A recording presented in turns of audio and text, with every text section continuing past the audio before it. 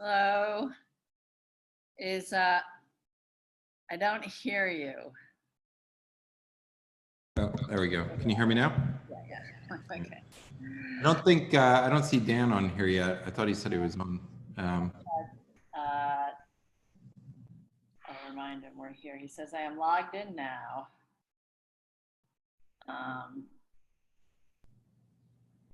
So I just sent Bob the list of panelists. Will he be putting them into the checkerboard? Well, we'll just, when they just join as attendees and then we can just move them up. So if we're doing a panel discussion and we have all the, oh, hey, Dan, I don't know if can you hear us?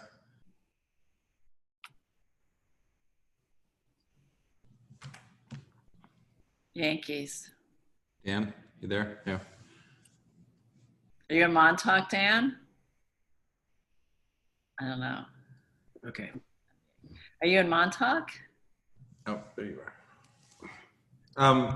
So I was just saying, if we have all the committee on the screen and the panelists, it gets to be like kind of cluttered. So what we maybe have to log do back in if you can hear me, because I'm not hearing you right now. Let's just do it one more time because I was on forever. A second. Wonder if he's in Montauk. So I see where you're going, and I agree. yeah, so we can turn off the monitors during the talk, maybe, like, so the public just sees the panelists. So if you turn off your video, we can see them as panelists, but you can't see from the public side.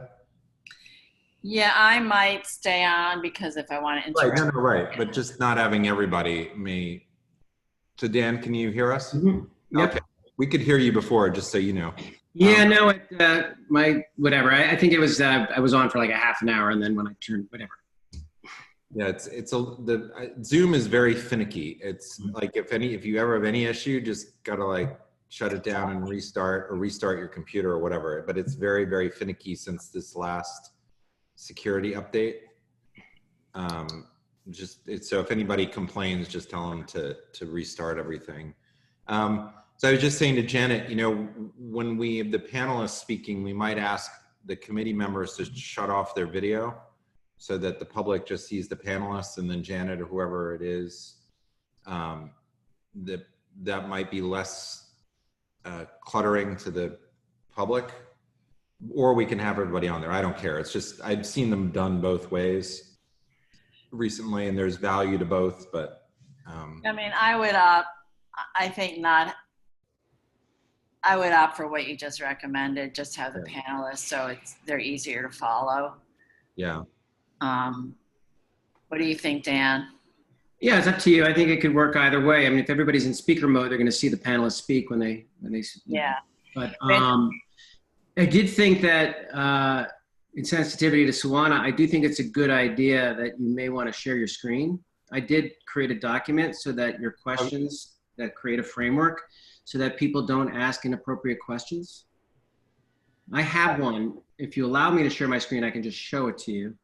Sure. I was going to frame it and tell people what we're discussing. But if they come in late, they won't know. And I mean, it's up to you. If you just want to, it's just those couple questions regarding riots, I think is going to be the sensitive. Well, I'll say that that's not what we're discussing. Yeah, so you can do it that way too. But it might be good to refresh everybody on what we're covering. Yeah, no, my plan was to welcome everybody, do a run of show. I'll introduce everybody, remind them of the topics that we want to discuss.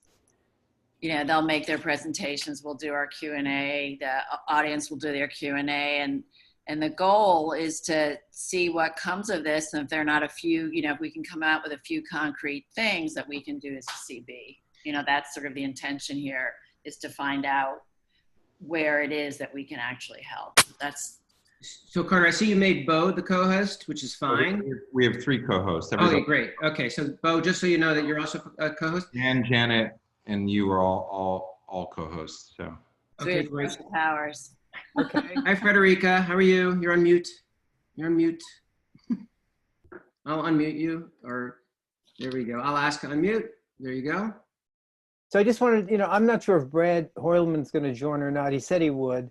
I think we should give him a minute to talk about, a few minutes to talk about his, the business with the drinkers on the streets. It was just a horrible situation on the weekend, and he's considering changing his legislation because of that. So, but is this the right meeting? That's not the topic. It's not. It's really don't want us to go there. I know it's not. We have an agenda.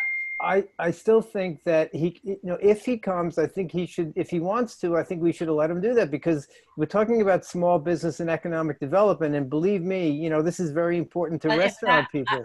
But we have a resolution from another committee on that bill that's going to be discussed at full board, and Brad should adjust the full board because that's who's going to be considering it. Yeah, I'm just saying. Look. He may not join, and he may not want to talk about it. But if he does, I feel strongly that we have set an agenda, and that's not what this meeting is focused on. It's not focused on. I'm not saying it's focused on it. I'm just saying that if it happens, and if he wants to talk about it, I think we should let him. That's all. He may not. He may not even come, and only for a minute or so. That's all. Does he ever talk for a minute? Yeah, this is my concern too. They don't. Well, we can. No, we could shut him up. It's okay. Oh, come on, Bo. We can. Hey, Janet, you got my note about Corey Johnson's office. I spoke to Pat, and there is no word yet about approval of legislation and outdoor dining, and that is supposed to come later this week. Okay. Did you know that, Carter? Carter, did you hear me? Did you know What's that? That I spoke to Pat Comerford about an hour ago, and she's sick, but she's going to be listening in. She's going to be unable to talk. And if the question comes up is, where does the legislation sit with the city council for outdoor dining? They're talking about it, and they're expecting a resolution at the end of sometime this week, just not yet. So they say. That is Pat's official word. Yes. I've been talking to her about it just about every day. So. Okay. It's not moving. I'm sorry, I just got a note from a panelist that he couldn't find his password, and I'm trying to load an email here and get it out to him. Slow.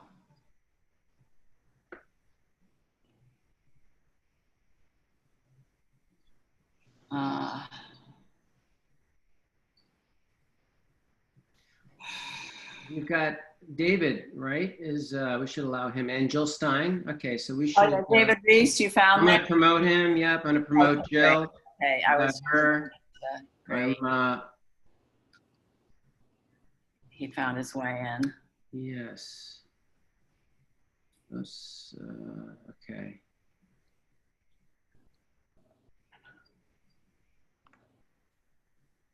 Thank you. Okay.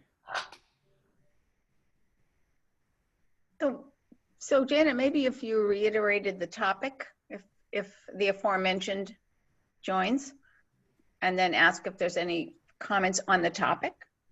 Okay, thank you. Because I'd be more interested in hearing about if there's legislation on deck that he thinks is coming through to help small businesses. I think you're entitled to have an agenda. Thank you.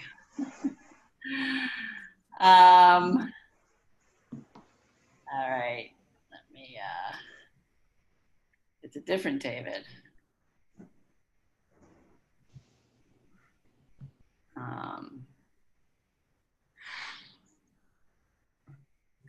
Yeah, I'm going to try our meeting guidelines, which is that the goal is to be wrapped up by 8. And if there's issues that require lengthier to be addressed, well, there you, hi, David. Hi, how you doing? Hey, good. So we have 2 of our panelists. Suwana's here too. I just invited her. I saw her for a second. There we go. Okay, let me go ahead. You should have full panelist privileges. Good to see you again, Suwana. Good to see you too. Hi, everyone. Hi.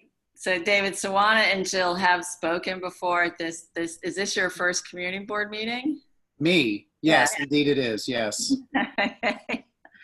David used to live in our district on Horatio Street and now is up in Chelsea. Are you still in Chelsea? Yeah, 23rd Street. Yeah. Do you all happen to know each other? I mean, while we're a small group here, Jill Stein is with John Hardy and Suwana is with Descendant of Thieves. David's with 10,000 Things. Yeah, so hi, it's David Gerber. We've met, of course. David, good to see you. Good to see you again. So Janet, what did we decide? You want me to block everybody else who's not a panelist, and except for you? Yeah, I guess so. When we're ready to go. We just need to ask people to turn their video off. So the public doesn't see people when their video is off or their names. So when people shut off their video, it's just the public view will just be the people with the video on. So that's just for during the presentation and the panel, and then everybody can come live, but it's easier for the participants to follow. Sorry, you want us to turn off our video? When we get started. Okay.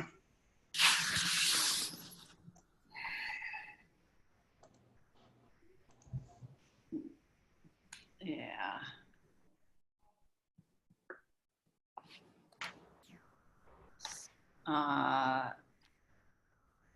So Daniel, you're following the We're here. I just yeah, Baz is here. Lynette Martin. If you see a Lynette Martin from Jonathan Adler. Yep, just came in. I'm going to promote. So you should have Lynette and Baz in a second. Great, then everybody will be here and we can get started. And Baz to unmute. That's okay. Okay. Well, Lynette. Hi, everyone. Hi. I didn't know, Baz, it was nice to meet you. So welcome everybody. And if people on the committees can just take their video off, we'd like to highlight the panelists for the opening part.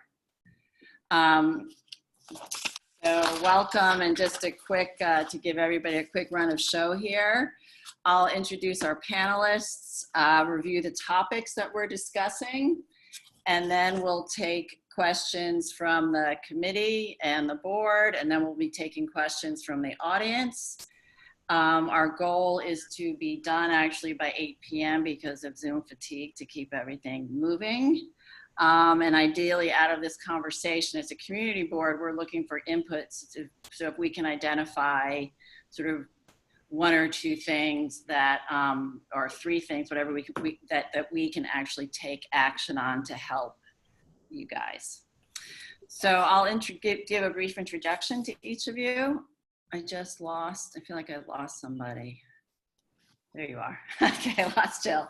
So welcome participants. Just to give some quick introductions here, I'm going to go around my screen. David Reese is the co-owner and founder of 10,000 Things.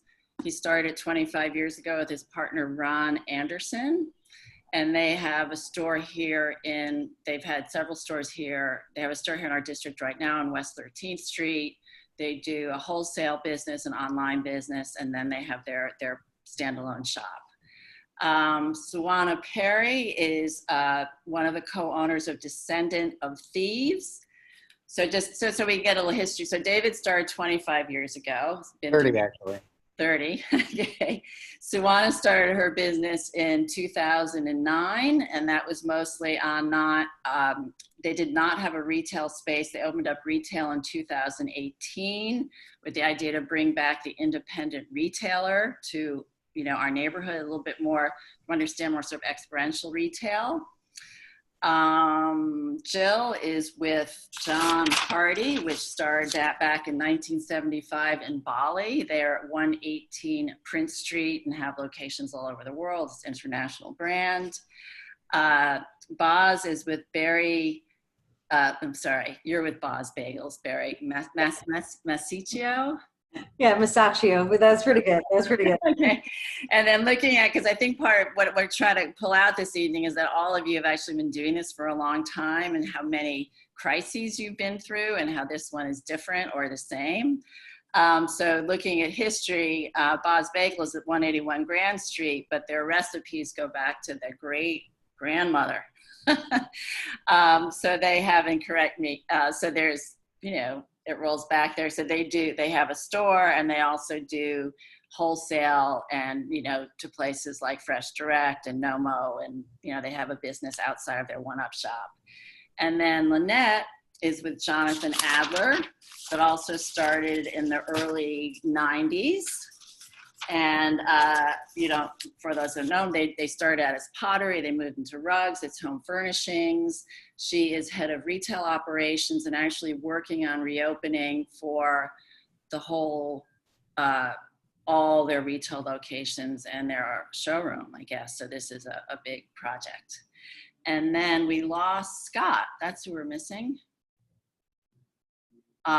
So maybe he's not joining us, but we thought, there's Scott. Okay. And so we had Scott so I think we have a very interesting assortment here. So Scott has been in the bar and restaurant business since the early 2000s. Was that your first foray with butter? Yeah, well, before that, but that's the first place I owned. And then had a club in the meatpacking district, had a place that had Broken Coconut in 2017. I don't know if that's still open, and was just slated to open a 20,000 square foot club now. Member opening now at Bond Street, at Bond and Broadway. So thank you all for coming, and we're really excited to hear what you have to say. So we'll just go around and get some of your inputs, as I say, then we'll go to Q&A. And the things we're interested in finding out about is how you've done in 2020. Have your online sales sustained you, and how important it is at actually having a store for those of you who have stores. Are there specific government programs that have been more or less helpful to you that you would like to see extended, or any kind of tax abatement, subsidies, what you have in your mind to keep you going? There's a lot of talk about open streets. And how do you see using the outdoor space in your operations? And then just how you generally plan to make phase one work. What are going to be your protocols, and how do you see making this successful? So if one or all of those things, you don't have to touch on it, but those are the four sort of buckets that we're looking for feedback on. And you can obviously go off topic if there's something that doesn't fall into them, but has to do with your well-being in the neighborhood. So my screen has David up on the upper corner. David, do you want to start? Me? Yes. Well, I mean, do we need to have a store? I've had a store for 25 years. The business is 30 years old. This is our fourth location. 3 have been in the Chelsea West Village area. We had a store for 11 years on 14th Street in the meatpacking. We need to have a store. I don't know if we need to have a store. It's from this point on. This pandemic has increased our online retail because people are just more used to it. And we make jewelry, so that's not an easy thing to retail online. It's fine jewelry, so it's a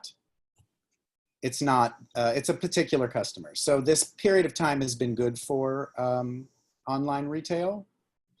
Our sales have been pretty much flat, except for Mother's Day, which took a big hit because men like to go on foot. They like to come in if they're buying jewelry that's expensive. And so I don't know if we need to have a store going forward. I mean, in terms of programs, we were able to take part in the PPP, but I think the entire rollout was very confusing, especially for a small business. We could have used, and can still use, input and advice. If you're a small business and you don't have a very strong professional team that is into accounting and tax accounting, et cetera, this is very treacherous experience getting money from the government, but it has been helpful, and it would be great to know more about that. Okay. And then what are your plans for opening in phase one? You get to open about a week from now, right? Are you open now? No, we're allowed to we're in phase one in New York City right now. And are you open? No, I don't, you know, curbside for a retail store, what does that mean? I'm going to take somebody's repair in? I'll wait on that. That's not that's something that would happen. That's what a customer would ask for. We are going to wait until I mean, I can receive people. I have had people come and pick up repairs at the door. We will continue to do that. There's a desk in front of the doorway. That's how we're handling it. My store is very small. You know, phase 2, it's not going to be a big change for us. You know, it's small. You can't have more than 1 or 2 people in the store anyway. Okay, so it hasn't been like you're okay. It just hasn't. This is a crisis, but you're doing all right. I think long range. I think the big question is what happens now. Are there people in New York that are walking around shopping? I don't think so. I think the city is empty, and so I have a great deal of trepidation about the rest of the year. Okay. In terms of my wholesale business, which is entirely dependent on other retailers, we're going to take a big hit. So it'd be nice to make up something in the retail. I don't know. I think there's a lot of questions right now. Okay. Thank you. Suwana, Hi. what's going for you? I mean, 2020 has been tough, especially from the perspective of wholesale.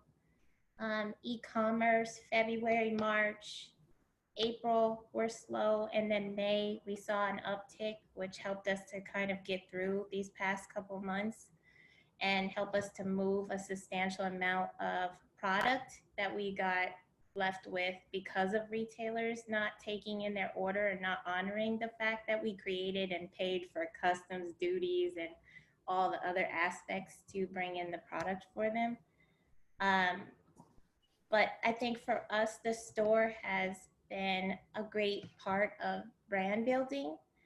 And it's something that we're new to retail, so it's definitely been a learning lesson. I think all of you have been in the retail sector for so much longer, but for us, it's also led to collaborations and just a higher status of building the brand. Okay. So you've been managing, so you're still having sales and various other formats and ways. And Yes, e-commerce is up about 30% from last year. But we've done a lot of creative ways of kind of growing that, which have been like gamifying our website, making it a little more interactive with the customer, definitely reaching out to customers more and trying to keep the conversations going. We did get a bit of the PPP loan, not a lot, but it was able to sustain us to have some freelancers to help us through this time. But it's tough. I think it's been tough on everyone, and it's finding creative ways to move through it. right. Okay. Thank you, Lynette. It's our first many stored person, so you could report about the country. Yeah, it's Lene. I'm sorry, it's Sorry, tricky Lene, pronunciation. The T is silent. We are fairly, I guess we're maybe one of the larger organizations. So we have a 3-pronged business with wholesale, e-com, and our retail stores. In New York City, we have 3 locations, one in the West Village, which is our oldest one currently in the city. And then we have 2 uptown, one on the west side and one on the around Lexington Avenue in the Midtown area. So in 2020, our business was, our projections were very much banked on our retail stores pulling a lot of our weight. So when this all kind of happened, we had to kind of shift gears and focus much more, a lot more on our online business, which we were very lucky that sustained us significantly well. Like it really did cover the demand we were expecting to pull in our 9 retail stores across the States and then in the UK. So we were very, very lucky in that sense. Our retail team, we were able to get the PPE loan, and that enabled us to keep a lot of our staff working in the stores. So we were able to kind of keep that staff kind of salaried and paid and kind of doing a lot of the business. So we had a lot of tools we were utilizing, like online chat with our store teams and our website. And then we were able to kind of have a lot of calls forwarded to our retail store management team. So we were still kind of doing business, even though we weren't physically in our stores, which we were really excited and very lucky to be able to do. So that was huge for us. And now that we're back in phase 1, we realized a lot of our other stores in different cities and states, they were able to open up a little bit sooner than we were with curbside and some with reduced capacity. So we, in New York, with the 3 businesses, we try to figure out which location made the most sense to have like open as curbside. So we picked our Lexington Avenue showroom because it's the largest one and has the most stuff in it, and it's most central for all of our New York City staff and team members. So we're currently curbside there. We're kind of hoping, anticipating we can open up. We would have loved to be to open curbside in the West Village and Lexington, just to kind of give our clients an opportunity to see us in both those locations. But it hasn't made sense yet to have people in our West Village store, which is fairly small. We have a pretty small footprint. So our max occupancy, I found out this year, was 9 people. So that doesn't really make sense to have open for curbside and reduced capacity. So that was interesting, but we ended up actually being okay just with the PPE loan and being able to keep our staff kind of working and to have them have that opportunity. And our web business really was amazing for us. That our customers are really continuing to buy online and continuing to buy via our hero chat and through phone. And so we were fairly lucky in that sense. Yeah, interesting. I mean, this is all much better news than I expected. It's like I haven't been in touch with any, talking to lots of people, so I'm glad that, I guess people are still shopping. That food, I guess, Barry, we're on to how are you guys doing? Totally crushed on our end. So we have the bagel store, and we closed completely during Corona. I know we were allowed to deliver, but we have staff commuting from all 5 boroughs, and if we were actually trying to stop Corona from spreading, having people from all 5 boroughs on public transportation was not the solution. So we kind of just chose as a staff, and even though it really hurt our restaurant financially, that there was no other way to really do that, the way our restaurant's set up and just the way we're all working together. So we fully closed, and we reopened now about 3 weeks ago. And the bagel business really it revolves around volume, and we need volume from either offices buying catering for bagels. It's a huge part of our business. I'm sure any of you that work in offices have bagel Fridays and sandwiches for meetings and things like that. So that's completely gone. And then the other way you have volume is foot traffic. So I live right above the bagel store too. So if anyone else lives in the Little Italy, Nolita, Soho area, it's dead out there. So, we're not getting that foot traffic. It's a low cost item. People are buying a coffee and a bagel, $10 is, often our price point. So that's a lot of people you need to be paying the rents that we normally have here.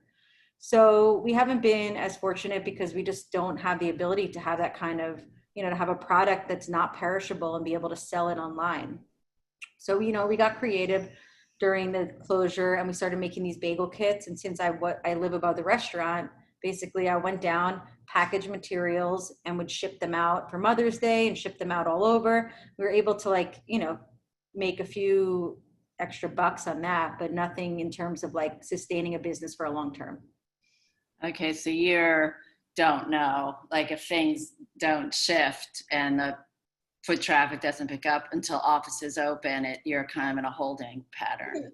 Residents too, there's just been residents have fled all over. We've had neighbors that have also come back, and then our area happened to be hit pretty hard by some of those late night riots, and we've had customers who have returned then go back out to wherever their country homes are. So that was a weird phase where everyone came back for a week or two, and then we saw everyone fleeing again. So I mean, back on the conversation you were talking about the community open streets, like right now, I think that is like the best thing that we can be doing for businesses that require a storefront, to make things a little bit more accessible so people can walk around, you know, communicate at 6 feet apart. Retail spaces can also interact with the community again by, you know, if you put a little, our neighbors next door, they have a plant shop. They put a table with plants outside because no one wants to come in the shop. And they just been selling little like cactuses off the street. But like it also just, you just see people start talking to each other more and like remembering why we live in these communities and why we live in New York. And I mean, I just think that's like the best way we can do, like having little relief programs are just going to be band-aids right now. And we need to find ways to have people like buying and spending money and interacting with the community on like a daily basis right now, at least for our survival. So. Thank you. There's an open streets program that you could apply to. The first thing I was like, we need it. We got a wide street. We got, you know, it. I mean, I applied for that. So hopefully we get that.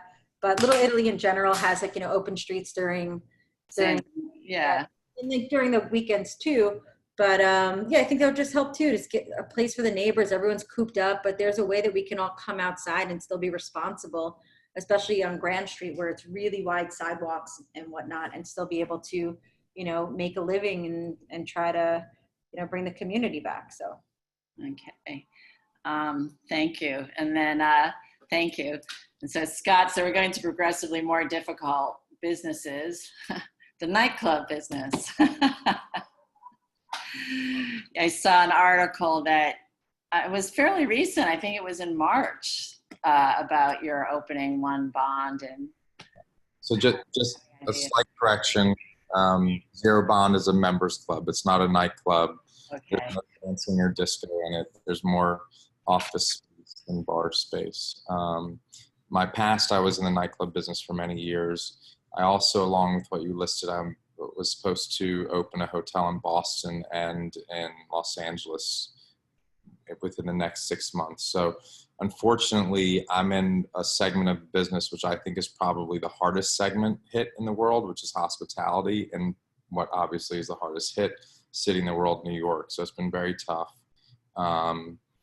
You know, there is no online business in hospitality. You have to provide a service.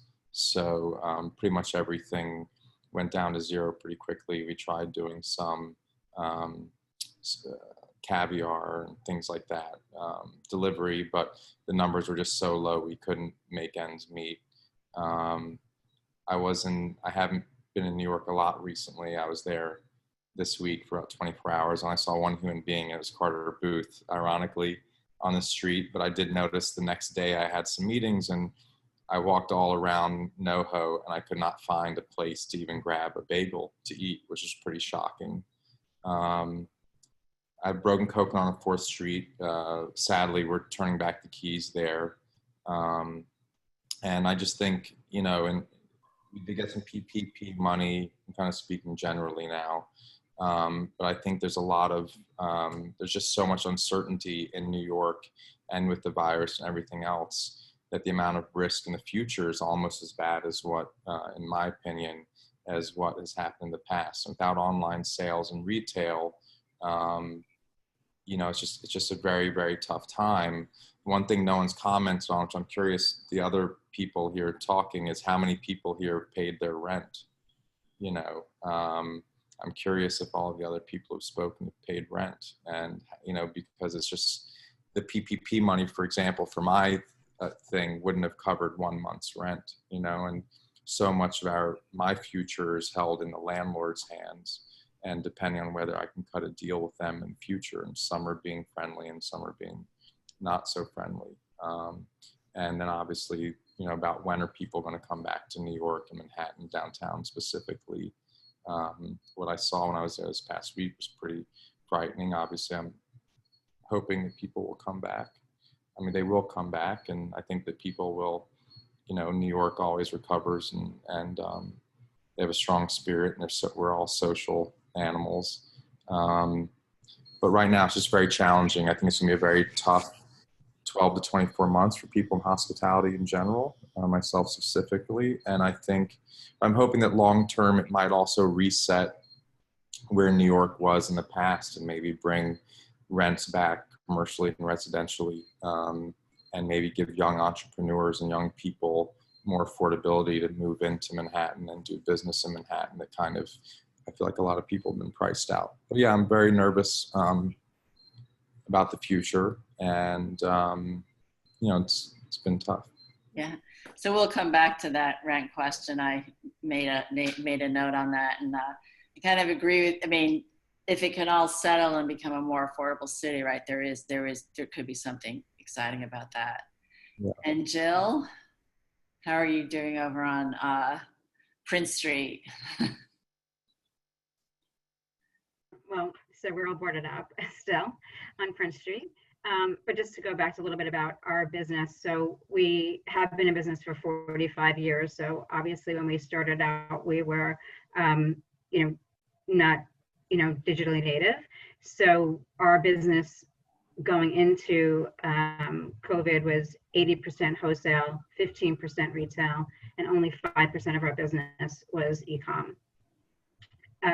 So certainly the e-com business is showing substantial increases, but not nearly enough to be able to sustain the business as it was. We own all of our own factories in Bali and Bangkok, so keeping people working and maintaining that has obviously been a struggle, and we've had to have a lot of layoffs as well, and we ended up actually furloughing our entire retail staff, which is, we have stores in the US, Hong Kong, and Bali.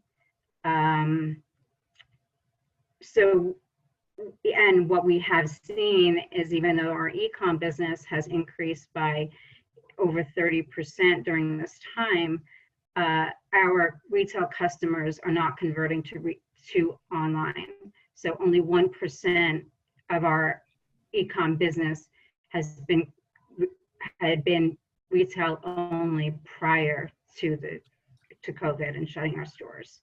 So if we don't, if we can't reopen our stores soon, we certainly will lose those clients.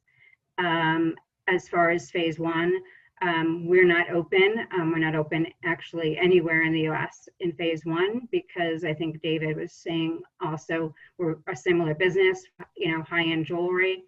It's not something, why would they come pick up where you can put it in the back of your car? That doesn't really make sense. It's more of a romance in purchase, and that's why people buy jewelry, go into a store to buy jewelry.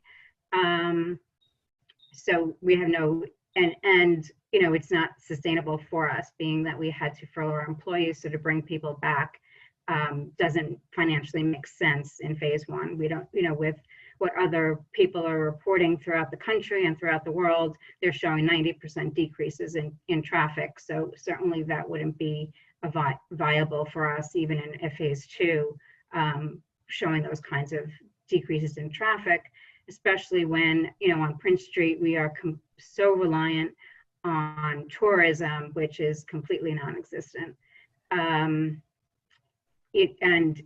even with, we do have a relatively large local clientele, but I think someone else was saying that, so many people have left New York, especially if you have homes someplace else, they're not here.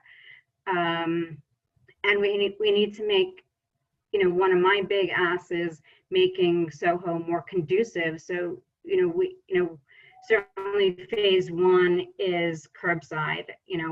We know people aren't going to necessarily do curbside for jewel. People also aren't going to be taking the subway, and we need to look at how we can make Soho feel safe to both locals, New Yorkers in other boroughs, and and when tourists do come back, all people have been seeing is looting and partying on the streets in Soho.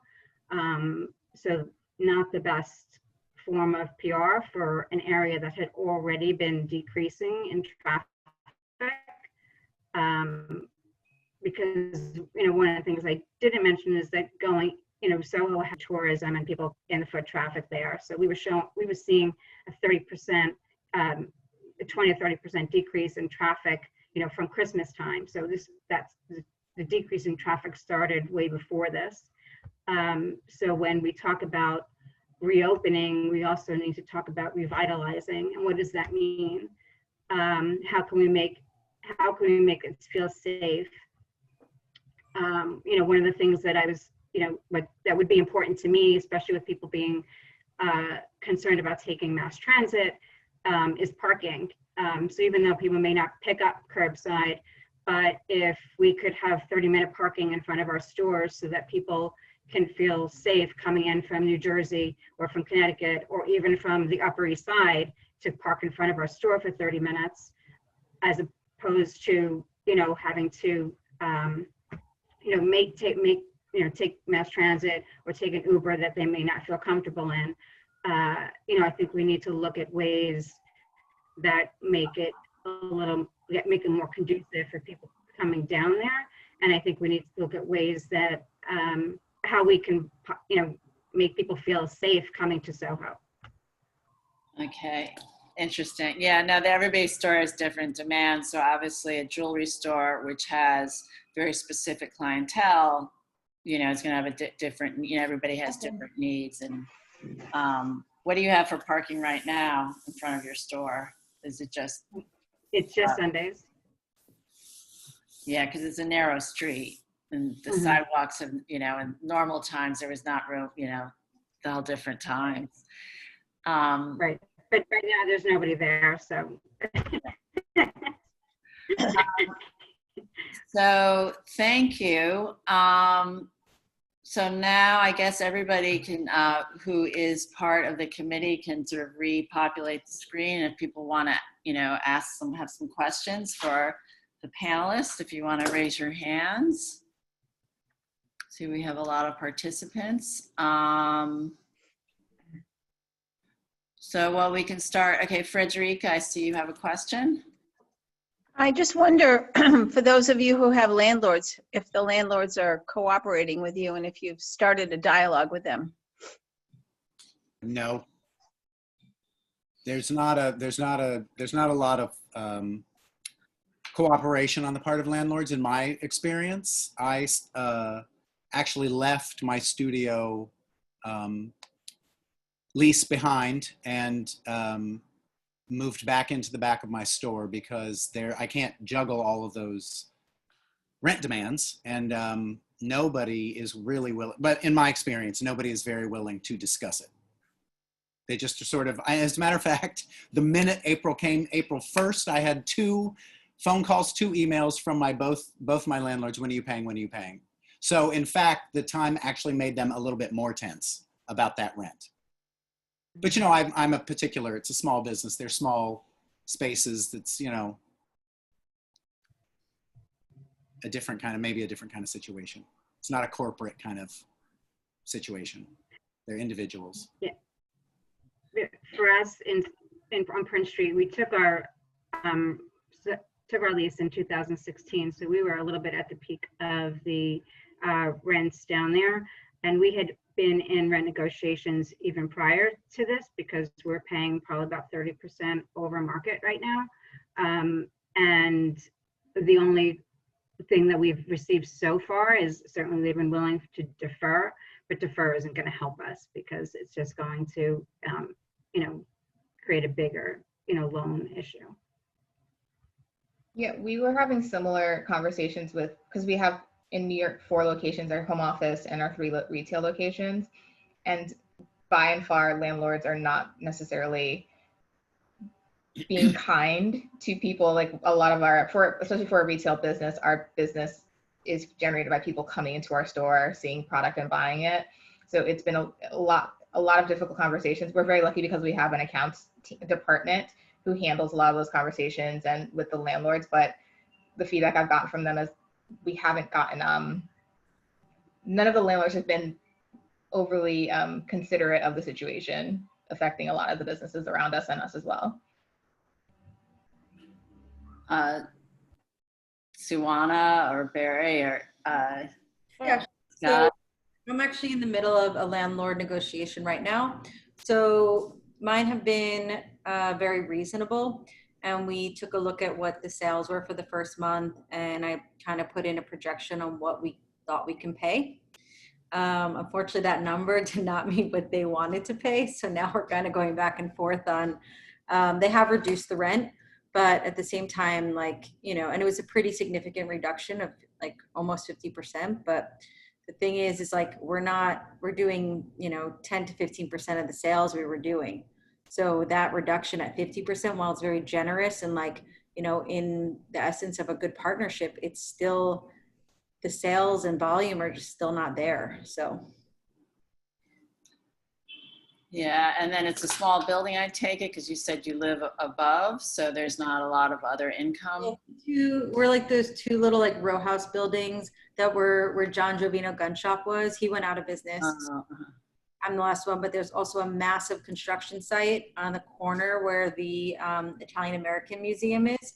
So there's cranes, cement trucks. It's like crazy out there every day. So that's definitely not helping to anyone choosing to walk past us as well. So kind of have a, you know, interesting corner, we'll say right now.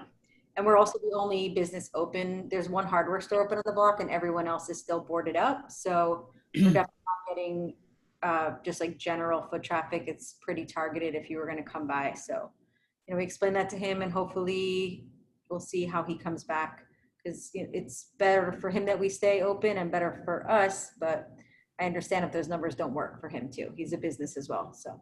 Right. So Scott, next time you're in town, you know where to go for a bagel. So Scott, I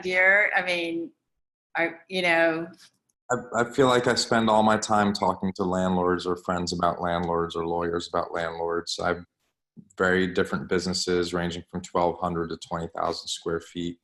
They pretty much all at some point have offered a deferral, which really, you know, doesn't do a lot.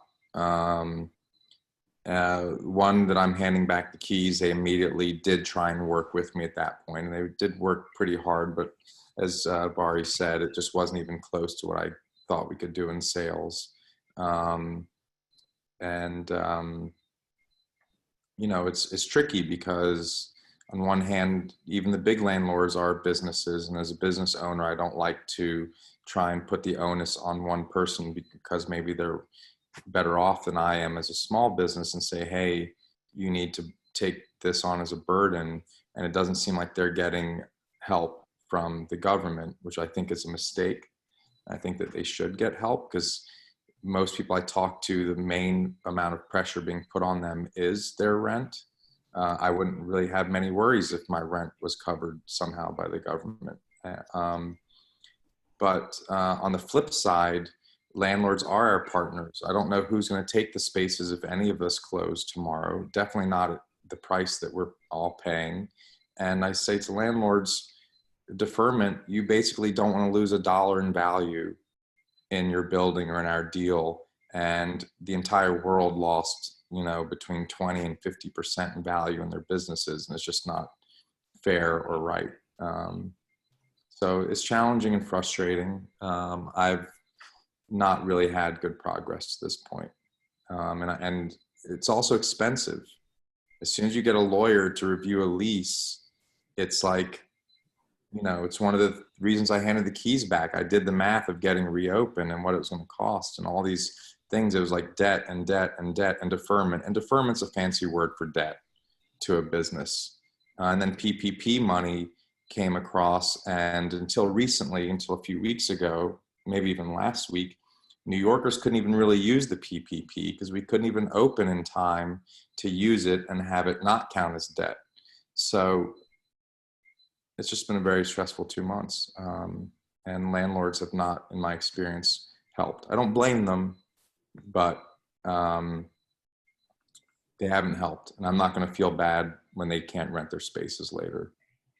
So none of you have had a good experience with, well, I mean, the 50% in Suwana on Bleecker Street. Have they worked with you? Have you even approached them? Yes, he's worked with us with giving us basically taking the deposit for the past couple months and then kind of negotiating so we can get through this time together. So it's been a big help from that standpoint. Okay, so one positive experience. You know, and then I don't know, commercial rent tax. I mean, and unfortunately, I mean, we couldn't really, I know there's a lot of things in the pipeline, but there's nothing sort of done. Are there policies that any of you have been watching that you think would, you know, I guess something like commercial rent tax, it might help, but it's such a small percentage of your overhead, it's not significant. I mean, have you thought of any other subsidies or anything else that could help out? I mean, I think if you're getting the PPP loan right now and you're utilizing it, if there was some sort of temporary payroll tax abatement, because payroll taxes really add up. So you have all this pressure to rehire and bring all these people in, but if you're not making the revenue, then you still have to pay these payroll taxes. So I don't really know if, like, as this group, we have the power for that, but that really seems like something, an expense that really could, you know, relieve a lot of the businesses. And I guess if we had to do it again, back to what Scott was saying, is if we all had rent relief, at least all the people I know, we wouldn't even had to go into some of these complicated payroll relief programs, because you would have been able to if you got rid of the rent, you would have been able to at least manage the other areas of your business that was a little bit more flexible. So you could say, okay, we're only doing this amount of business today, so I only need 10 employees instead of 20 employees. And while that's unfortunate, like, making people have to take all these people back when the business doesn't have it, and then the rent is still not, like, it just would have helped us a lot more. If you got rid of the rent, I guarantee every single small business, at least the ones that I know, would have been breathing a lot more easier and had a better chance of surviving here. So okay, so that's the piece we have to work on. Jenna, I want to make a comment in that I know that this is probably not going to help you, but, you know, they did change the rules on the PPP, and it's been extended to 24 weeks, and now it's 60-40, which should also help, which rent would qualify under that 40. So it does seem as though government understands that the initial pass wasn't that helpful. And as a small business owner myself, it was a tremendous relief that I didn't have to spend all the money in 8 weeks. Now I can spend it over a longer period of time. I think one of the biggest disconnects and problems is that the relief was federal aid, and we're New York City. And, you know, my in-laws still got a stimulus even though they're retired and don't need money, yet businesses in New York that were closed, you know, you had businesses all over America getting PPP money, and they're playing by the same rules as businesses in New York, and they never closed. And New York did not get what is needed. That's great about the rent. My rent at one space is $180,000 a month. What does PPP money do for me? You know, it's not, New York really, maybe I'm dreaming, but it needs its own stimulus package, because we pay disproportionately much higher rents than the rest of America. Our minimum wage is higher than other places. And to get something that's the same rules that someone's paying in South Carolina and using, it just is not, it doesn't give New York City small business enough relief. Okay. So not a lot of, so the rent, the open streets, but I mean, obviously the food businesses are the harder hit, but the rest of you just anticipate kind of being able to get by. I mean, it's interesting to hear that all the online business has been strong enough to sustain you. You know, so even though it's not, we're not getting open stores in New York City, it's encouraging that you weren't, I don't know, I thought we were going to get much worse news today from the retailers. Well, I think it's too early to say that. I mean, Suwana and I have very similar experiences. We are able to sustain whatever sustain means, but the money's going to disappear at some point. You know, the PPP money is going to disappear. Mine's already gone because I didn't fire anybody. You know, there was a lot of miscommunication in the beginning about were things going to be, was it going to be retroactive? I kept everyone on. I've kept everyone on through the 8-week period. Now it's a 24-week period. Doesn't help me. I already kept everyone on. My staff is small. They've been with me 15, 20 years, some of them. That's my choice. But in long range, I'm much more worried about the state of retail and the possibility of being able to pay that rent and pay that salary, not today, but as soon as July 15th. I'm going to be pretty scared on July 15th. July 30th, I'm going to be scared on that payroll day. You know, this is real time. It's not, we have to pay, you know, these bills are due on the 1st, whenever your payroll, it's, you know, it's scary in the next August. What is August going to be like? September, you know. Today, sure, we're sustaining, but it's our needs aren't, you know, nobody's asking me to pay all of my material bills and all that kind of stuff because they're all closed. It's a balancing thing right now. That's what we're able to sustain. It's like we're lucky this isn't due or that's not due. Yeah, I think to your point, like the PP loan we looked at is like we're taking a loan. So this, I can't afford to put all of the money here. So I'm going to use it as more of a savings to get through long term and juggle to make it all work. And it's just kind of how you had to move, because on wholesale side, you automatically already had to invest that money. So it's tied up in a basement, and it's money that I don't know when we'll be able to release and sell off. So it's hard juggling it. Okay. And everything, I guess, as you say, it's so short term because you're thinking now today, but nobody knows. I mean, I know it, you know, in the real estate world that everything's kind of, the basic stance is that nobody knows. Like everybody's kind of waiting for September. And then when September rolls around, everybody's waiting for January, you know? But for sure, I think there's a pause at least through September when theoretically people could or could not come back, and we see where New York is and whether we're open or whether we're going to be shut down again. So it's very hard to project, you know. The rent, it's interesting. The community board has discussed rent, and if there's any way we can get, talked about getting more information from landlords, you know, so that you all would have more information to compare. So, because Scott, you talk to other people in the business, so you hear what's going on. Do any of you talk to your neighbors and talk to other business owners? Are you able to get information on the street so that you can go to your landlord and say, I heard this, this, and this happened? Or because you're not open, are you fairly isolated? I've worked in many different businesses in Soho, so I have many connections there, and I do know people who have received treatments and then rent reductions, but it was all, at any time that happened was because they were up for a new lease, right. Not, you know, in the middle of a lease, like for our lease in our 4th year. So it's been helpful when people are renegotiating when it's up. So that was one person I know on Spring Street was able to do that. And they actually, their abatement was actually worth 2 months worth of rent. I do know of somebody else who had signed a short-term lease with a kick-out clause and then was also able to negotiate because they were able to, they didn't want them to execute the kick-out clause. But anybody who is in the middle of a 10-year lease isn't, from what I hear, is not making any headway. So do any of you, somebody wanted to know if any of you are in buildings where you're the retail owned by a co-op or condominium, you know, because that would be interesting. Because if you were the retail floor on a co-op or condominium, yeah, I just wonder if they would have a different approach or have any more flexibility. So none of you are part of a residential co-op.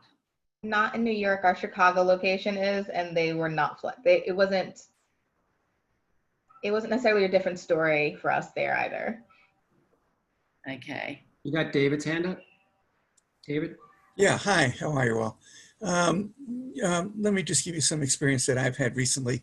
my company, which is a real estate company, leased a space on Bleecker Street, and it was a negotiation at a certain rent, and the tenant decided that he wasn't going to move forward unless the landlord negotiated a much better rent. It was a commercial condo, by the way, and he did.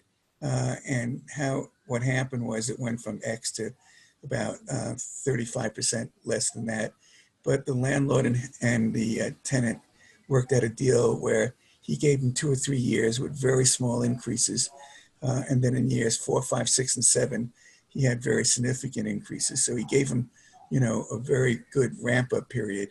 And then at the end of the day, it was a 12-year lease. I think the rent normally would have been about $3 million at the end of 3 years.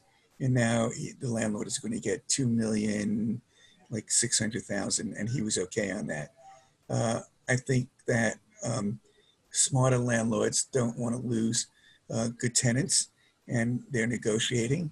There was another place also on Bleecker Street where it goes down $1,000 every month to lure somebody in.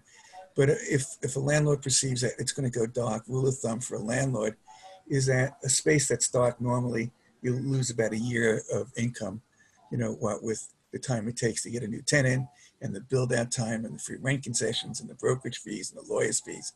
So I think landlords who are a little bit more enlightened should be negotiating if they really think that you're leaving and you're giving up the space.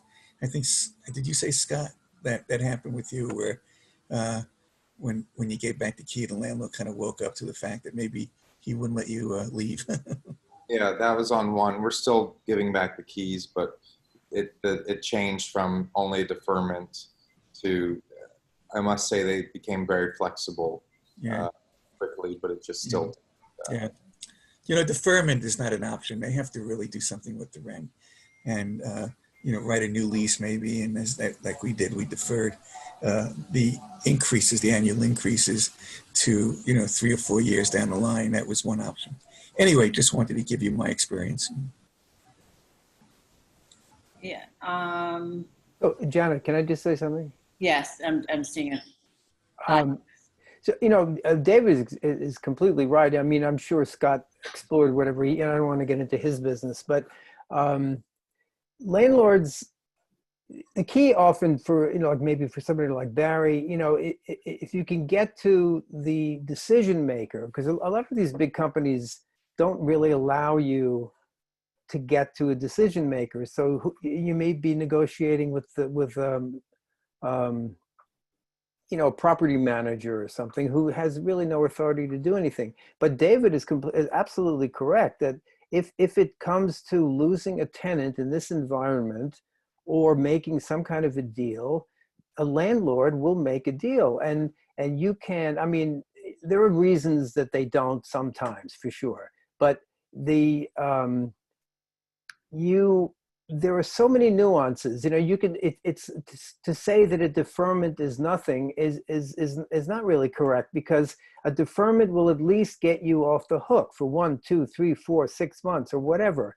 Then at some point you talk about when you pay back that deferred money, or maybe you don't pay it back, or maybe you pay 25% of it back, or maybe you pay it back in installments. I mean, there's so many ways to structure a deal. And the bottom line is that the retail market, the vacancy rate was very high in the West Village and Soho, as we all know, and NoHo, and a lot of other places in the city. It was very high before the COVID problem. So landlords will play they're going to play hardball, but you have to have the nerve to hold your cards and see. Try to make some kind of a deal. And again, of course, there are various reasons why sometimes you just can't make a deal, but really you should. And let me just say one other thing I think somebody mentioned this recently, that it would be, in this conversation, that it would be nice to sort of reset the situation and allow new people into the market. And I remember very distinctly that in 2008, the situation in the retail was very bad, And many, many places, I know many restaurants started in 2008 that never could have started before because the rents readjusted. And ironically, in 2018, a lot of them signed 10-year leases. And then in 2018, the landlords were feeling good, and they didn't want to deal with them anymore. They were happy to get rid of them. They thought they could get new rents. A lot of people left, and now these places are empty again. So we did experience that situation where there was a reset that did work for about 10 years. And, maybe that's what we're in store for now. And then I elevated Ingrid. She had something to say because she's a landlord co-op. Ingrid, I unmuted you. Yeah, I'm not a landlord. I'm a building manager for a number of co-ops. And one co-op that is in a very high rent district did and was accepted by the tenant was to defer the rent initially for 2 months and again for this month to the end of the lease, which is only 2 years. And then another co-op have their rent, and it was not a huge rent, and but it was that which the tenant accepted and is paying. The tenant was fairly new, not doing well, and abandoned the store. So that's what co-ops are currently doing. I could go on, but that's a kind of the range that you're getting. Yeah. And, so for those of, I think some of the landlords are just, they're doing the deferral and they're pushing it down because there's a wait and see. They're just kicking the ball down the road, but they know they're going to have to deal with issues, eventually. For the non-food use, I don't know, and it's still too soon, but New York City has never done percentage deals, and I know Lene, you probably have a lot of percentage deals in your shopping mall stores. We actually are no longer in any shopping malls. Oh. We used to be. Right. That was a big difference between us in 2017 and 2018. We actually stepped out of those locations just because they weren't necessarily on brand with who we are as a business, and they felt not as directly connected to our client base. But I personally never liked us in shopping malls because it didn't feel accurate to what we do as a business. But we have so many different landlords and leases. It's tricky to kind of categorize them as one thing, but we've by and far have had difficult relationships with landlords in our retail spaces, and all of our leases are minimum 5 years. And it is tricky to kind of have that conversation if you're in the middle of your lease, or they know that we're a furniture business, so we're rooted in that location. It's not necessarily an easy to pick up and shift 3 doors down the line. So I'm sure it's true for any restaurant businesses. It's like that's where we are. Like, we have to really plan in really far in advance to even consider moving. So our landlords kind of have us at a disadvantage. Right. So do any of you have, Jill, do you have any stores in high-end malls where you have percentage leases? We're in high-end malls, so we're actually 5 of our stores are in Simon malls, which they're the biggest. We don't have percentage rents there. We are, again, we're negotiating all of our rents as a fleet. And Simon, if anyone is reading anything about it, they're not budging. They're actually just sued the Gap for not paying rent. Okay. So it hasn't been successful, certainly in those malls. Although in some of the smaller ones and the privately owned, they're certainly throughout the country. We have malls we're in malls in Houston and in California, and non-Simon malls that have been a little bit more, communicative as far as willing to negotiate, or at least it's not necessarily abatements, but at least a little bit, certainly more understanding of the situation. So we have one question. Frederica, do you want to ask your question? My question was, did anybody really think that they would get evicted if they just didn't pay rent for a while? No time soon. That's my guess. Yeah. All right. I mean, Not anytime soon. Yeah, I was on another Zoom call and there was an attorney on a Soho bid, and they said that this is awful. I don't know. I mean, but he said, the courts, I don't know when the courts are reopening, but so if landlords did want to go through an eviction proceeding, there's going to be a real delay in actually getting a court date and going through all of that. So it wouldn't be. That's like the biggest. I don't think it's a matter of delay. I think it's just a matter of them coming to grips with the market and realizing that somebody's in the space is a better bet than an empty space. yeah, and I think someone else had mentioned earlier about, all of the vacancies, in all of these areas prior to COVID. Early this year, I had brokers reaching out to me for Street, so that we already had 2 of our neighbors looking to get out of their leases. So it's hard for me to imagine that, or why they won't eventually make a deal and they don't want us to stay. Yeah. I think they will. I mean, maybe they're just like avoiding David. You haven't been able to reach your landlord. He's just not available. Me? Yeah. Oh no, they were available to me on the 1st of the month, asking me when I was going to pay rent. They're nervous. I have small leases. They're not big. Well, now I only have one. I had to let go. And most of my friends, if they can hand in the keys, they are handing in the keys. Okay. So which kinds of you do see friends handing in keys on retail? Sure, like Joe Plattner let her store go. It's a 15-year-old store.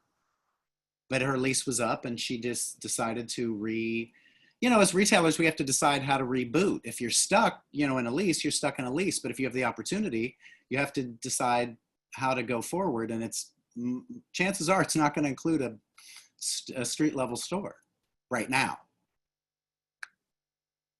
Okay. I don't have that option. I was leaned on for the rent very quickly. I've never been, I've had leases for 25 years. Nobody's ever leaned on me for the rent. And I wasn't even late, but they did. It's a tense situation right now. It's tense. David Gruber said earlier is that the eviction or inability for landlords to evict tenants is going to be like the last thing that we can keep in our back pocket in a leverage in a negotiation. And it's going to take some potentially adversarial conversations between tenants and landlords where we're going to have to, some are probably going to have to say, well, I won't pay rent, evict me, and let's see how long that takes. And then let's, at that point, I'll owe you money and you'll owe me money, and then we can figure it out. But right now, the tenants don't have leverage other than not paying rent. So what I'm seeing also is that there's no general statement I could see with landlords. They're all over the board, and they're not talking to each other. There's no sort of mentality. One landlord said, "Oh, this guy's threatening to leave, but he has an under market lease. Let him go. I'll get somebody at market." I mean, he's dreaming, of course, but he's letting this tenant go rather than holding him. Tenants that were good paying tenants prior to COVID or in 2019, those people are getting more leverage with landlords who see them as good tenants. Tenants that weren't so good, landlords might take this opportunity to say, let them go. But landlords fantasize a lot about what they could do in the marketplace. And it's often, I mean, I deal with them daily. It's some of them are just like in another world. So everybody has to just understand that, I thought maybe Revney sent out a message about this, and landlords have a general mentality, but it's not like that right now. They're not communicating with each other. They're Hey, all over the I place. can't raise my hand just because I'm hosting, but David, have you heard anything about shared revenue, profit sharing, and working that into new leases? No, I haven't. Nor is anybody talking about percentage leases. One tenant asked me for advice, and I said, ask if the landlord would like to take a piece of the business, if that's what you're talking about, and become like a sort of a minority partner. And he said he would consider that to stay in the space, and the landlord therefore would rise and fall with the value of the business. But that hasn't happened as yet. But it was an opportunity to keep talking to the landlord with new ideas. So Revney's let a lot of people go. Maybe they don't have the personnel to respond. That's interesting. I didn't know that. Did they leave a lot of people go? I don't know. So, well, generally landlords are like wolf packs. They seem to, have a general mentality about things. But in this situation, they seem to be just all over the board, in my experience. Other people may have other experience. So, we've discussed this was a forum we wanted to hear from the small businesses and how you were doing. We've discussed trying to get landlords to the table. So I don't know, there's historically not a lot of transparency between landlords and tenants. But would that be interesting to you if we could get some landlords to talk about their perspective, or if we could even, this is something Carter or Chair has discussed, if we could start gathering information on, actual deals so that we could be a resource? Are these, would our doing those kinds of things, I guess, be helpful? I guess the more information we could share, the better. And what about if we had, retail brokers? We could have a forum where maybe some of the main retail brokers in the neighborhood got together and shared some information.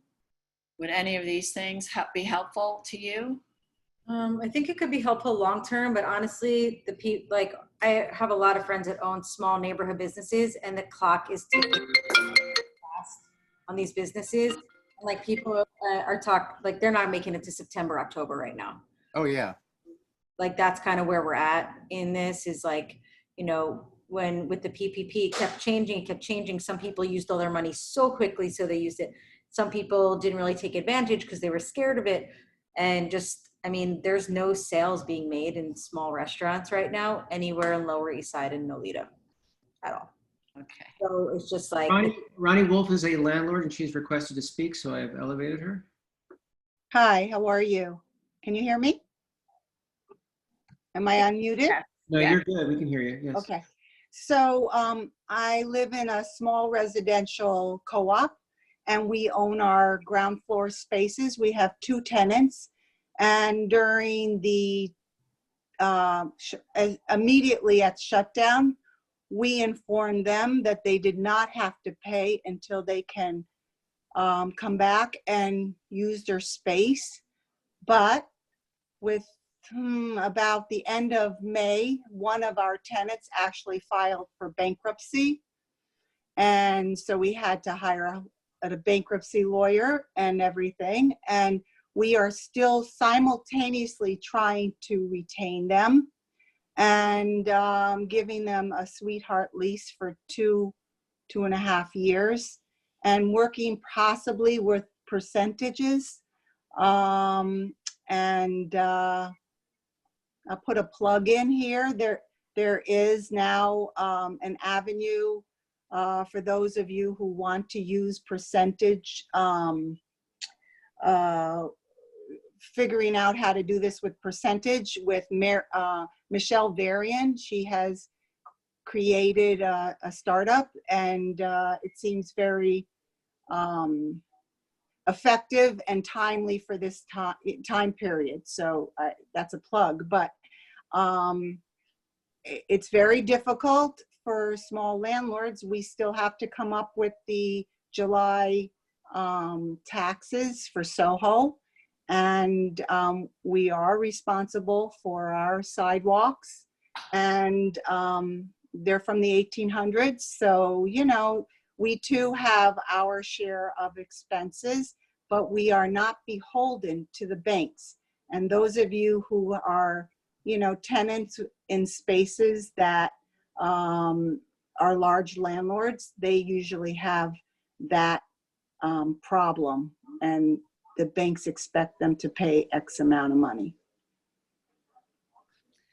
Yeah, things may need to get worse before they get better, because the banks aren't necessarily going to want to take back property just because, you know, that the current owner of the property can't meet certain, you know, marks. So, and I know that this is what I'm gathering from this conversation, that people are going to have to be sort of pushed to the wall, and there's going to have to be a series of accommodations kind of along, you know, down the. So the banks are going to have to make accommodations because they don't want the property back, and then the owner will make the accommodations. There's a series of things that have to happen. So as far as sort of concrete things that we can do, the one thing I've heard is, especially for the food businesses, is the open streets and having, you know, more retail activity on the street. How do the rest of you, if you're not in a food business, how do you feel about that? Like, would it, because if there's going to be open streets for tables or eating or commerce, do any of you see ways that you could use streets? I mean, even like Lene, you know, if you had access to open space in front of your store, would that be of value to be able to put out home furnishings and things and have, you know, things that people can touch and buy?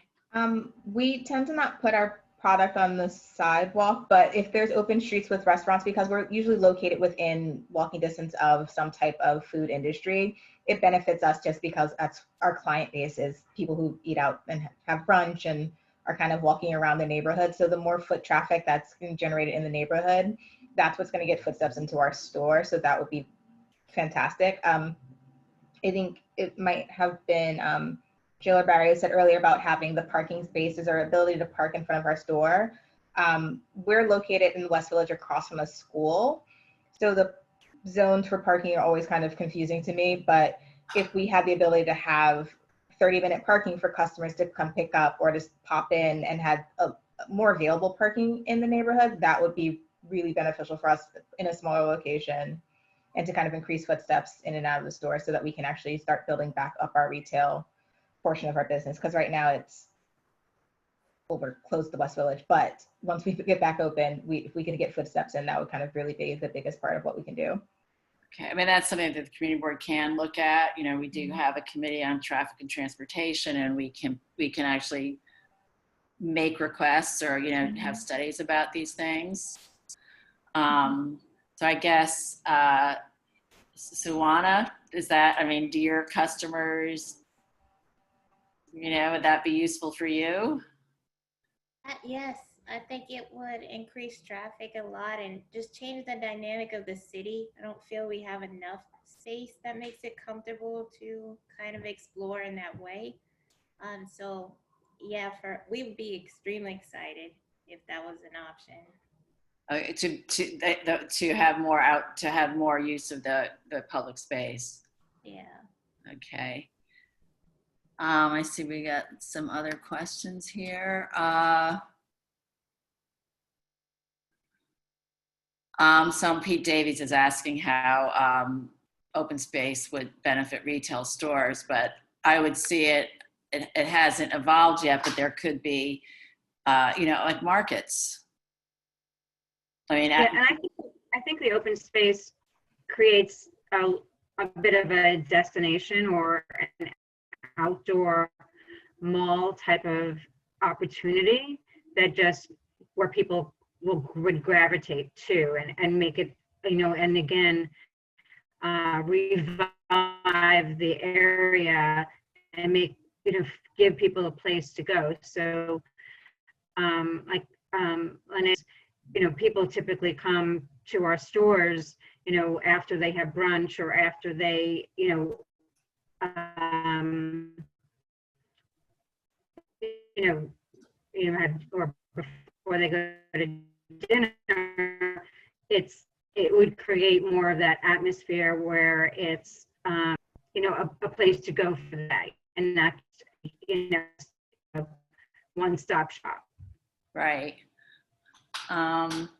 So thank you. So that's what, so we can look in that, we can look at some of the parking others, and we'll discuss with Carter whether or not we can get more information from landlords, or maybe get more information from local retail deals. Is there anything else you all can think of that you would like from us as a community board? That ways that we can help? I was hoping that David and Bari could comment a little bit more on what I think is really one of the most critical elements here. Is during this process of figuring it out, we're going to lose our community businesses, and that's really the critical element here. And just that's what we don't want to do, is to lose the small businesses that are really in trouble for the few months, right? Can you guys think of anything that would help the people you guys have talked to, or what can we do to get through the next 3 months so that we can still have those conversations? Yeah, I mean, I think the only thing, I know it takes a lot of legislation to get things done, but I think just loosening the laws, letting retail businesses put a table out front, like Eunice, we were talking about the other day, she could put some, small things outside her store. It's just getting the community alive again. And we are all walking around with nowhere to go, in circles, looking at things that are boarded up and closed and whatnot. And if everyone just had a little table outside their storefront, have a little conversation, see what's out there, I guarantee all of us are buying little knickknacks here and there and just making the space feel more alive. And I think that's just the most immediate, easiest way that we can revive small business right now. You'll buy a lemonade from one place, a donut from another place, and just kind of have things to do. And, I know me personally, I'm not going to be walking into very small stores to when that time period comes. So I think it'll give retail an opportunity to have some goods outside and just get that connection going again. So. And also, can I just add, on that point, I think it's very important that we do whatever we can as a community board to get the storefronts onboarded, and maybe to expedite insurance. I don't think we can do it as a community board, but I think some people are waiting for insurance checks to fix up the stores. That's something the government could do. Maybe the city council could help with. I doubt it, but it's possible. But the point is to make the streets a little hospitable. It's the boarding of the storefronts is really horrible, and it's a detriment, as Barry was just saying, just for people who are walking around. It's horrible, and I think that's how you start. You just start with opening the storefronts, putting tables outside. It's critical to get these streets open. Really, we have to do that. It's not just for restaurants. I think for any retail business that wants to do it should be able to do it. At least use the sidewalk, and tables in the streets for restaurants would be good. And maybe we could do something to remedy the situation that's been occurring with the too many drinkers hanging around. Maybe we could make mandatory sitting. If you're drinking, you have to sit. So if we open the streets, we had places for people to sit, I think you would enliven the streets, and it would really be a shot in the arm for all the businesses and for the community at large. Yeah, and there are very creative ways to enforce social distancing. I don't know if you're anything. Domino Park was concerned that people were sitting too close, so they had circles and 6 feet distances. And I think if you actually took back a street and put circles that said, you stand here, people are pretty good about that. And there's something sort of fun. So, we can also design, and just the way we all obey when we're in a store and they have the 6 foot mark, on your checkout. I mean, people are fairly good about that. So I think we can design in things to encourage the social distancing with some creativity. Yeah. Well, thank you. So, this has been really informative for us. Trying to wrap up by 8. We've got 9 minutes, but if there are no more questions. So we'll work, we'll go back to our executive committee and talk about what we can do at the streets. We'll bat around some more information on the landlords. Could I answer Mr. Booth's question in a different way? I think that a small business like myself is a very small business, probably like Suwana's business. We could use some marketing help. We could use some community outreach about what's a special store in your neighborhood. People are very activist these days. They're very supportive if they are told that this is something that's made here. My product is made here by my hands, and the people who work for me by their hands, and they live here. And it's 30 years of that. So there's a way, if there is a way, to creatively get information out. I mean, that's not your job, that's my job, that's on me. It's always been my job to let people know who we are and talk about our reputation and talk about our product. But I think that that's something that could be helpful in a community-based way if there is some kind of marketing or some kind of initiative that allows people in the neighborhood to learn about something that they might not know about in their store, in their neighborhood. We did we started on our community board 2 websites, a list of open restaurants. So we want people to know. Things like that are really helpful. So we can think about, and all of you have great stories behind your stores. So we can definitely discuss that if there's a way, because if you don't fall within a business improvement district, you don't have somebody, collating all this stuff and actually working together to market you. Oh, yeah. Yeah, so that we've discussed that issue.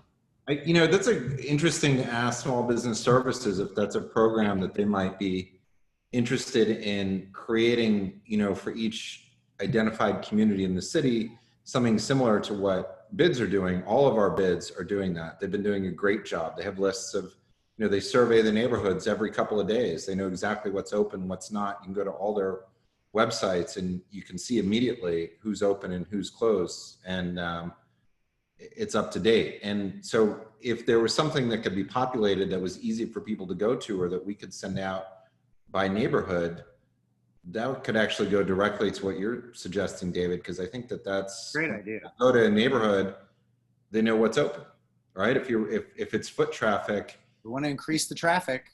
Yeah, and sometimes you don't. Right now, we're sort of in this in-between period.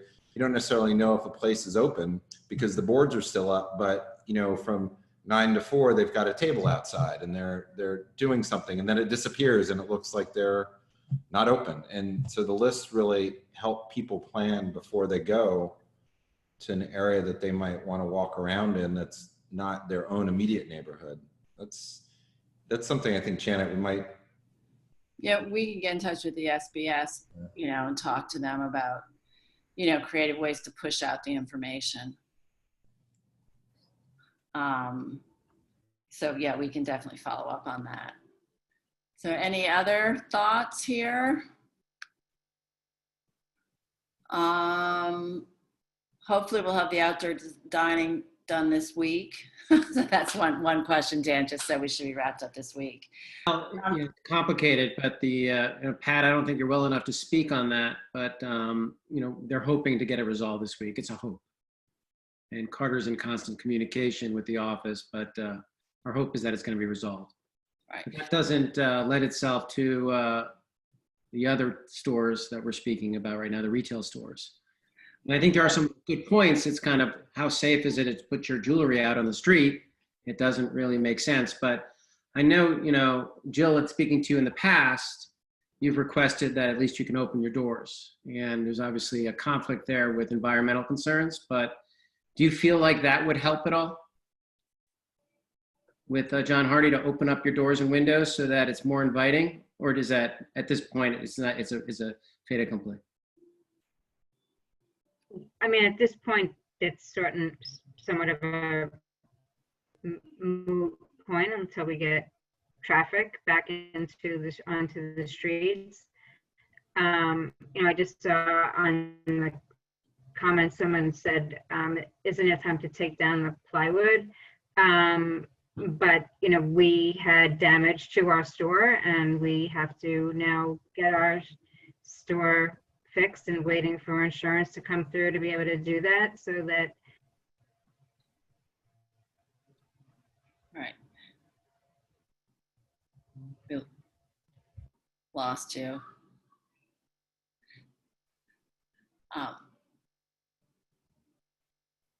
Jill, we lost you. can you hear me? A little bit. Oh, Jill, it might can help you hear me? No. if you turn off your video, your audio will work more clearly if you have limited bandwidth. Can you hear me? Yes. So I don't know where I left off, but I was talking about someone put it in something in the chat about isn't it time to take down the plywood? And our store did have damage to our windows from the looting, and we cannot take down the plywood until we are able to go through getting that fixed through insurance. So it's not really an option right now. No, but that's what I was saying, that it is possible, maybe at the state level, for legislation to prompt insurance companies to act a little more quickly. At least, sort of bring the attention to make the public aware of this need, and maybe there would be some assistance from. All right, so Yeah, I mean, I just know a lot of stores like mine and some others, because of what happened, we were also forced to remove whatever was left in our stores. So reopening is going to be a huge process, because it would be a full reopening to be able to actually unlock them on the streets. But as was discussed, it's just getting the life on the streets, even for the retailers that are not in the food businesses. People feel safe when there's activity. I mean, I was on the corner of Prince and Mercer last night, and Finelli's has 4 tables, Mercer Street has a couple of tables, and suddenly it felt like a nice place to be. So if that dining legislation does get through and it's handled responsibly, it should help everybody, just by drawing people. Well, we've hit our 1 minute. So I want to thank everybody, and we will, we've taken notes here, so we'll go back and work on some of these issues and keep you posted. And thank you so much to our panelists. And if you have any additional thoughts, please contact us. And you will now be on our email list, so you'll see kind of what's happening in the community board, for better or worse. So thank you, everybody. Any last minute, everybody? So enjoy. Thanks, Janet. Thank you. So enjoy your evenings. And I will also send you out, once we put together some notes on this, I'll send you out just our follow-up notes, so you can know what we're doing back at, within the board. And thank you to all of our panelists for joining us. Thank you so much. Yeah, it was really, really interesting. Thank you. Thank you so much. All right, thank you. Nice to meet everybody. Too. Bye-bye. Thank you. Thanks.